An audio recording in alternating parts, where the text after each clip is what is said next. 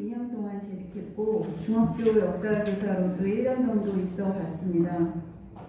제가 발표하려고 하는 내용은 정근대사와 근현대사의 비중의 문제에 대한 말씀을 드리려고 합니다. 교수로서 말씀드린다기보다는 오랫동안 재직했던 역사교사로서 말씀드린다는 점을 감안해서 들어주셨으면 좋겠습니다. 그리고 이 정근대사, 근현대사 비중은 저와 비슷한 생각을 하고 계시는 분들이 제가 전화상으로 확인을 해본 바로 매우 많이 계십니다. 16일 날 동북아 역사재단에서 교육과정에 대한 공청회가 열리는데요. 여기에 많은 학교에서 대표자들이 두세 명씩 다 참여를 할 것입니다. 거기에 기회가 되시면 가보셔서 대다수의 학자들이 지금 이 비중에 대해서 어떻게 생각하고 있는지 확인을 한번 해주시면 감사하겠습니다. 2022년 개정안 시안에 따르면 개정 고교 한국사 교육과정은 정근대사, 그러니까 1876년 이전의 한국사의 비중이 현행 25%에서 약 16% 정도로 줄어들게 됩니다. 고조선에서 조선 후기까지 수천 년의 역사를 교과서 전체에서 약 6분의 1에 해당하는 분량에 모두 쓸어 넣어서 가르치고 나머지 150년도 안 되는 근현대의 역사를 교과서 전체에 6분의 5를 할애해서 매우 확대 과장하여 가르치겠다는 뜻입니다. 현재 전근대사의 비중이 25%인 상태의 현행 교과서에서도 고려시대 8만 대장경이나 최초의 금속활자인 직지, 심지어 세종대왕이 한글을 창제했다는 사실조차도 지금 총 9종 중에 3, 4종에밖에 나와 있지 않습니다. 그리고 이 3, 4종 중에서도 1종 정도는 자료에 나와 있는 것이지 본문에 나와 있지도 않습니다. 본문에 나와 있다고 하더라도 한 줄 나와 있습니다. 자료에 포함되어 있는 것이고 본문에서도 이 내용을 다루고 있지 않습니다. 세종대왕의 한글 창제 정도도 나오지 않은 교과서를 우리가 한국사 교과서라고 불러야 하는지 의문입니다. 250년 가까이 지속되었던 발해의 역사는 한 페이지 안에서 건국되고 멸망합니다. 대학 교양 시간에 학생들을 가르쳐보면 한국의 수도가 어딘지도 모르는 학생들이 태반입니다. 직접 확인해 보셔도 좋습니다. 백제의 수도가 어디냐고 물어봤습니다. 현지의 수도랑 같으니까. 대답하는 학생이 없었습니다. 직접 가서 확인해 보십시오. 한마디로 미래 세대의 기억에서 우리 역사가 지워져 가고 있다는 인상을 받습니다. 이는 아주 교묘한 형태의 민족사 말살이 자행되고 있다는 생각마저 듭니다. 이렇게 해서 어떻게 우리 학생들에게 민족문화에 대한 자긍심을 길러주고 중국의 동국공정에 대응하겠다는 것인지 이해가 가지 않습니다. 그런데 여기에서 더 줄여서 정근대사 내용을 여기서 더 빼버리겠다는 것이 개정 한국사 교육과정의 시안입니다. 만약 이 비중대로 가르치겠다면 우리는 더 이상 고등학교에서 한국사를 가르친다고 얘기해서는 안 되는 것입니다. 최소한 한국사라는 과목명을 한국 근현대사로 바꾸는 것이 타당합니다. 그리고 수능에서도 한국사를 공부한다고 해서는 안 되고 한국 근현대사를 공부해야 된다고 하는 것입니다. 영구진이 고등학교 한국사에서 근현대사의 비중을 이렇게까지 확대한 핑계는 소위 계열성 이론입니다.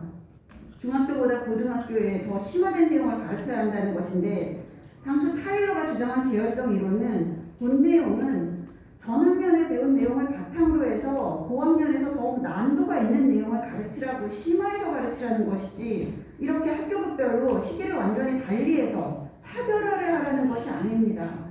그리고 계열성의 원칙에 따른다고 해도 현재와 가까운 시기의 근현대사가 학생들에게 더 쉽고 재미있다는 것이 그들의 주장인 만큼 그렇다면 근현대사를 중학교에서 가르치고 고중세사를 오히려 고등학교에서 가르치는 것이 이 계열성의 원칙에 더 부합합니다.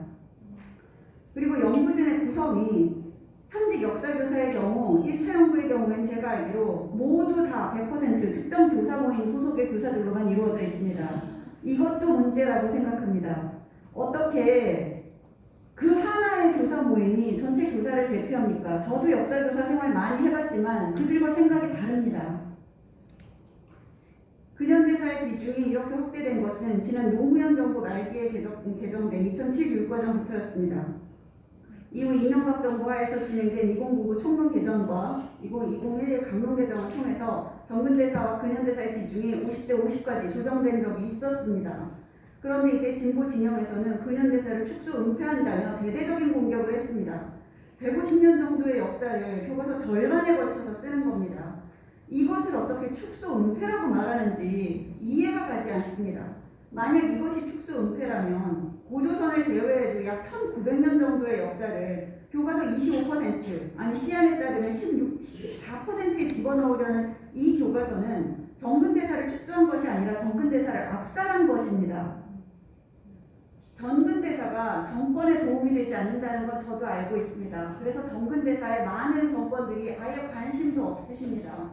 그런데 그렇다고 해서 쓸모가 없다고 해서 우리 역사가 아닌 건 아니지 않습니까? 가르쳐야 될 건 가르쳐야죠. 정상적으로 사고하는 사람이라면 최소한 2000년 이상의 역사에서 150년 정도의 역사를 교과서 절반에 걸쳐 쓰는 것도 충분하다 못해서 과도하다고 생각할 법합니다. 그런데 75%로 늘린 것도 모자라서 이제 84%를 근현대사로 다 채워야 한다고 하니까 도대체 무슨 말씀을 드려야 될지 모르겠습니다. 근현대사에 대한 강조는 사회주의 역사관에 따르면 매우 당연합니다. 사회주의 역사관에서는 사회주의 혁명이 일어나기 이전의 역사에 대해서 대단히 공격적이고 비판적일 수밖에 없습니다. 하지만 대한민국은 사회주의 국가가 아닌데도 불구하고 왜 이렇게 근현대사를 확대 과장해야 되는지, 또 서구 중심주의 역사관에 따라서도 근대 근현대사를 강조할 수 있습니다. 서구의 역사가 근현대사로 거의 이루어져 있으니까요. 국민국가가 19세기에 탄생했다고 하지 않습니까? 하지만 우리는 서구가 아닙니다. 왜 우리 역사를 이렇게 서구처럼 가르쳐야 되는지도 모르겠습니다. 또 한 가지 문제점은 개정 시안에 따르면 일제강점기 역사가 지나치게 많아서 한국사 교과서가 사실상 절반에 가까운 부분이 일본 제국주의 식민 통치사로 전락할 우려가 있다는 점입니다. 말로는 독립운동사를 강조하는 것이라고 하지만 실상 일제의 통치 내용이 아주 상세하게 들어가지 않을 방법이 없습니다. 게다가 개정 시안에 따르면 근대문화의 확산 과정과 일상생활의 변동을 이해하도록 함으로써 근대문화가 사회 전반에 확산되면서 근대적인 사고방식이 자리잡게 되었음을 사례 중심으로 이해하도록 하고 있어서 자칫 식민지 근대화론으로 흐를 위험이 있습니다. 학생들에게 식민지 근대화론을 주입하려고 하는 것입니까?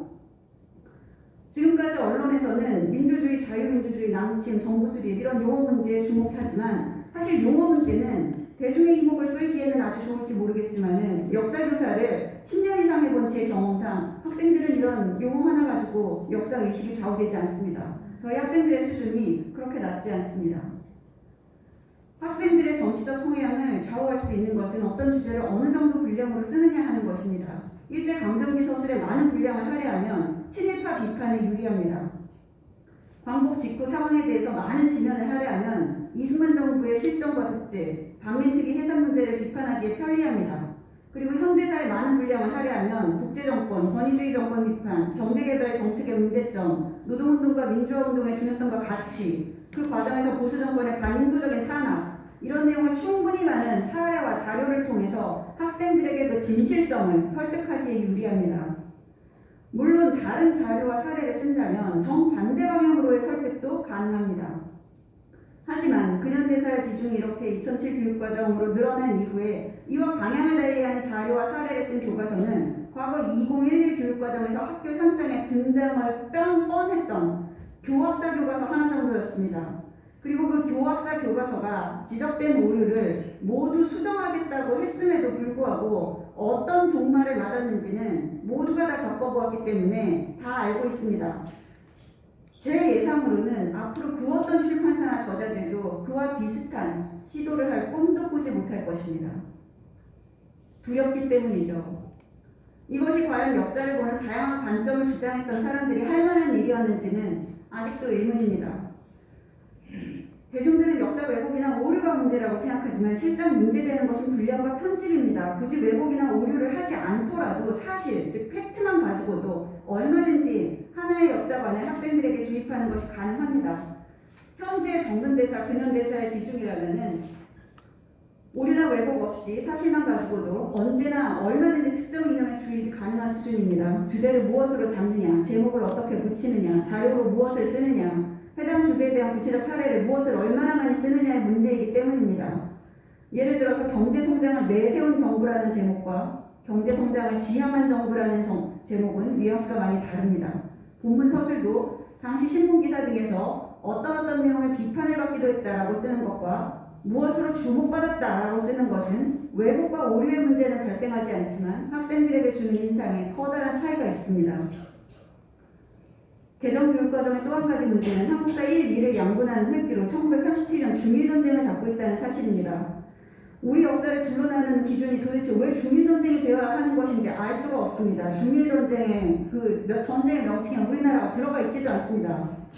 1936년 김일성 부대가 주축이 된 조광복회가 창설됐고 1937년에 고천보 전투가 있었는데 공교롭게도 이 시기와 중일전쟁 시기가 일치하는 것은 물론 우연일 거라고 생각하고 싶습니다.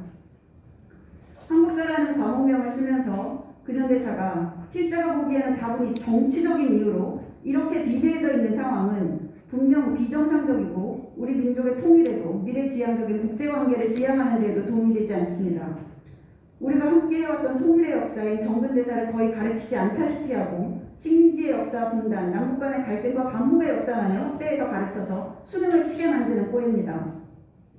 친일적 생각을 그렇게 비판하면서 우리 민족이 함께 일으켜온 빛나는 역사는 거의 가르치지 않고 일본 총독들과 그들이 했던 말, 그들의 정책, 치안유지법 이런 것은 연도별로 외우게 만들고 심지어 한국 신민의 서사까지도 자료랍시고 우리가 모두 암기해야 되는 이런 상황을 어떻게 우리가 이해를 하고 해석을 해야 될지 알 수가 없습니다. 이것이 과연 상식적이고 정상적인 한국사 교육입니까?